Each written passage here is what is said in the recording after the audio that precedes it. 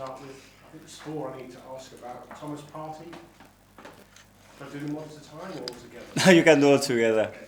Thomas Partey, Mikel Arteta, who obviously missed the game, and Ricardo and Gabriel, who came off during the game.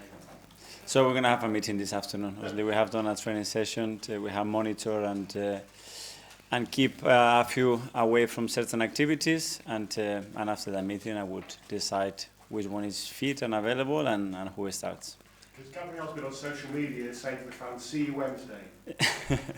I know they all want to play. Yes. But we don't want to read too much into it. No.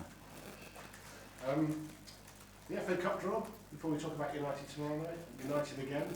Some teams. That's about draws that you can get anybody. So we play at home. It's going to be a big match again, and it's a little bit the story of the last few seasons that in the third or fourth round we are playing already big opponents. But if you want to do what we've done historically at this club, at the end you have to beat the big teams to win it. I think they've been warming the balls again because it's City, Salford, Liverpool, Accrington, Stanley, Chelsea, Morecambe, Tottenham, Tamworth. There's a bit of ball warming going on. It's what it is. We accept it. And this is United, of course, before then, a little sample of that game in January. And Ruben Amorim had a nice result, home at the weekend. What do you expect from him and this United side? Well, obviously you can see his fingerprints in what he wants to do straight away. I think he's been very clear. He's been very successful. What he's done with the Sporting is remarkable after so many years. What we achieved there, especially in the way he did it and the way his teams have been playing. So yeah, it brings energy to a new club, to the players, new ideas, and that's always something positive. But we have to focus on what we have to do.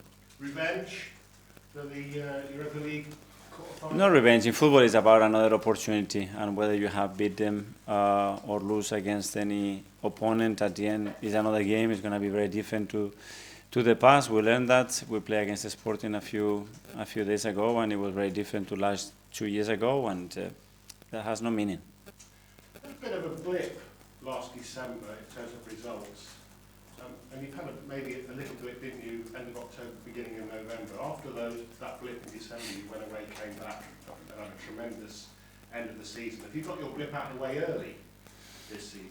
Well, we hope that we have. Obviously, the schedule and certain circumstances that we have to adapt to that. We still competed really well, but we didn't have the results consistently that we wanted. We're in a good run. We have good momentum again now, and we have a big, beautiful match tomorrow night.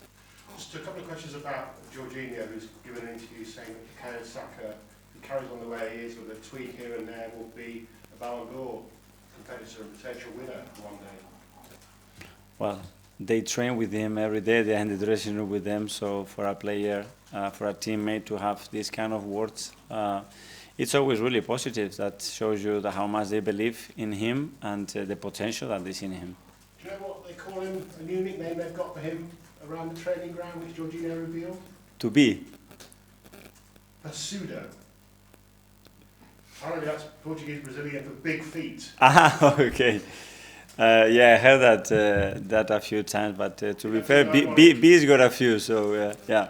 That's the Brazilian group, I think, yeah. Touch, right? Thank you. Okay, Thank Gary, you. We'll go to Niv from Premier League. Hi. In the last week, 13 goals, competitions in three games, home and away. You've been outstanding, and you got this result despite again missing key players. What do you think led to those performances and the results? Well, that everybody feels important, and we've been in this situation almost from the start of the season, and we always talk about the squad, the importance of everybody feeling important, and the quality that we have within that, and we're going to have to continue to adapt to that, because with the schedule that we have every 3 days, games till March, is going to happen. So very pleased that the team reacts, the team plays in the way that it's been playing, and to win the games that we have done in a really convincing way is always very positive. I must ask you about Mounting Odegaard, and can you recall working with a player like him at City as well back in the days, that was out for nearly a couple of months and came back and looked so sharp? I don't know, I would have to think about it, but honestly, it doesn't surprise me because the way he looks after himself, the way he was talking, the way he trained, the way he looked a week or two before he already joined the team, it was really sharp. And then obviously the team has a huge confidence and trust on him, so that has a big impact as well on how much they rely on him.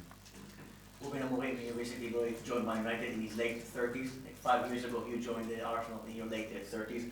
I'm not going to ask you what's the best advice you can give Ruben, but from your own perspective, what have you learned as a young manager in this league throughout this journey? How unpredictable this job is, because I jump into a new job in the middle of the season in very special circumstances, socially, especially at the football club. And then we go hit by COVID. So you can plan whatever you want, but at the end, football takes you in a direction that you can never imagine, and you have to deal with things to that. So take it as it comes, face it, and go for it. Josh? Tomorrow will be the 500th game at Emirates Stadium for the men's team. You played in 75 of those, you've managed 120 so far. What have been your personal highlights of the season? Well, the first one, my debut probably against Swansea, and just realizing how beautiful it is to play for this football club in such a beautiful stadium. And then as well a little bit the transformation in atmosphere and how incredible we all feel about playing at home in front of our crowd and the energy that they provide, which is something that I think is exceptional. How different do you think it is from when you were playing to now? It feels different probably because as well you are not on the pitch, you are on the sideline, and it's different, but everybody talks about it, you know. We haven't experienced an atmosphere like this at home, and it makes a huge difference, and tomorrow is exactly what we need, that hyper energy, everybody on it, playing every single ball with us, and the team is going to respond to that. Simon? Can I just ask you on Bukayo? I think it's only Salah who's been involved in more Premier League goals this season. Have you noticed a shift in his output in terms of goals and assists, and what do you think that's down to this season? Yeah, in terms of the numbers, yes, but we always see a shift on Bukayo every single year. He's providing something else. He's adding things to his game. He's more and more consistent, and as you mentioned now, obviously his number in terms of impact in goals and assists is incredible at this stage of the season. He can only improve, he can only get better. He's got the right players around him as well to continue to do so, and especially because he wants more. He spoke about when he grew up, he idolised Cristiano Ronaldo. Do you think those sort of numbers that Ronaldo produced are quite remarkable? You know, Bukayo should look to try and reach those sort of... To look is always good, you know, and probably the way Cristiano started his career and when he joined Manchester United, nobody probably expected in the first few seasons to be able to do that. But again, it was about his mentality, his work ethic, how he developed his skill, his chemistry with his team. And yeah, to play in a team that has the capacity as well to be dominant is very, very important. So I think B's got that context and he's aiming for that. I think it's a positive thing. James, Athletic? Hi, Mikel. Hi. I just want to ask you about Jorginho, because in the first part of the season it felt like he didn't have that many opportunities in the Premier League anyway, but he's come in the last few games, played against Forest and West Ham, made a really important contribution. How impressed have you been with his ability to step in and make a difference immediately? That's his quality. I think I always mention that his biggest quality is the capacity that he has to make the others better. And last season it was the same. At the start there are less games, you don't play that many midweeks, and he had less time to play. I always told him, be ready because it's going to come the time that we need it, and it's not going to be any... In 1 week you're going to play. It's going to be you have to play now or you're going to play tomorrow. And the way he prepares his top, so when he needs to play, he's always ready. And he spoke this week about doing his coaching badges here at Arsenal. When you see him on the touchline, sometimes it feels like you've got an additional member of staff. Is that his role with the group? That was my feeling when he was already at Napoli. And the first time I scouted him to say, there's a coach here for sure. And yeah, he's got that will. He's been doing the courses now for a period of time with all the players as well. And I'm sure he will prepare and he will be very good. James, ESPN? Hi, Mikel. You mentioned earlier about the transformation of the atmosphere at the Emirates. You said back in January, though, you felt you could make it even more hostile. Do you feel you've done that in the course of this year? Yeah, in certain moments, yeah. But there is still a lot of things that we can do. and we can still improve. And we can do it we as a team as well, you know, to promote that and how we connect with them. It's a lot of things, and we're always discussing about that. Because it's changing, criteria is changing, the age of certain attendance at the Emirates is changing, and we have to continuously evolve to that to get the best possible atmosphere and experience for our supporters. Give us an idea of a couple of things that you could do. Kate is there, she can help you on that one. It's your president. Yeah, no. But it's not really my job to talk about these things. I can do a lot of things, but I need a great team behind me to do that. Because I only mention it because the owners have said that there's some conversations about potentially expanding the stadium. Is that presumably something you'd like to see more fans in the stadium? Well, I don't know. Obviously, that's a club vision and a strategy, and the moment that we are ready to do anything like that, I'm sure that the club will announce it. Kai? Hi.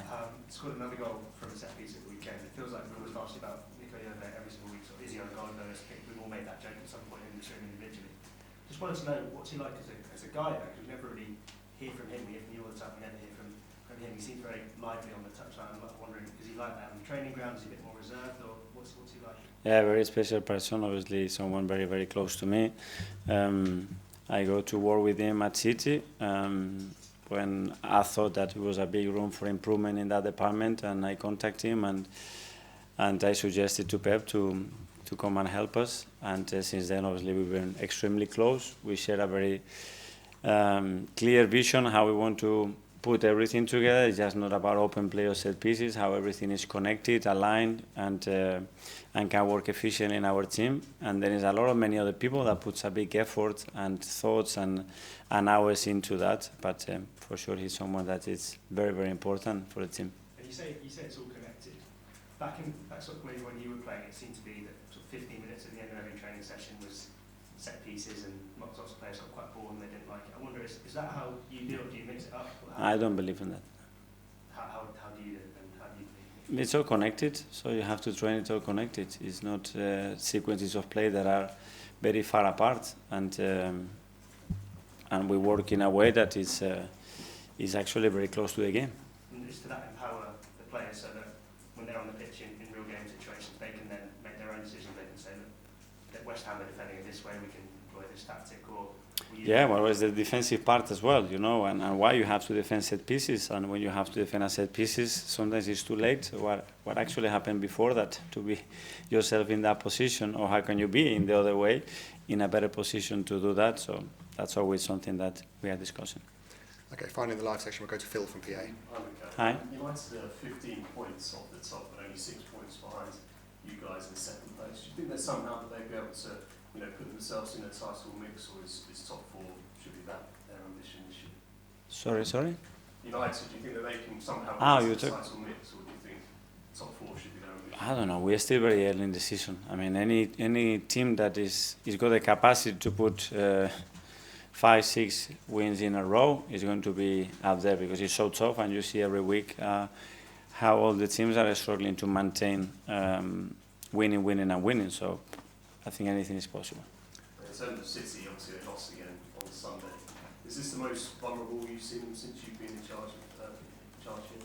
Again, if there is a team that has the capacity to turn this around and start to win, don't rule them out, because you know how much quality and the coach that they have.